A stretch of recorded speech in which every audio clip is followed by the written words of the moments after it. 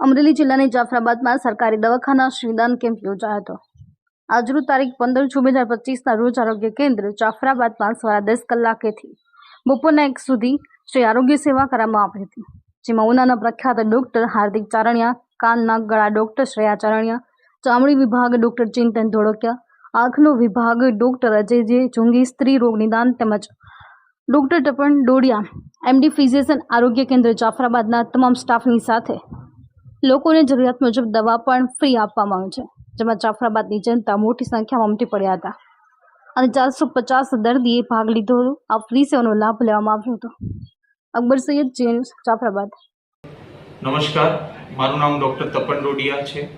હાલ હું જાફરાબાદ ખાતે સામૂહિક આરોગ્ય કેન્દ્રમાં કેમ્પનું આયોજન કરેલું છે, જેમાં મેં પાર્ટિસિપેટ કર્યું છે।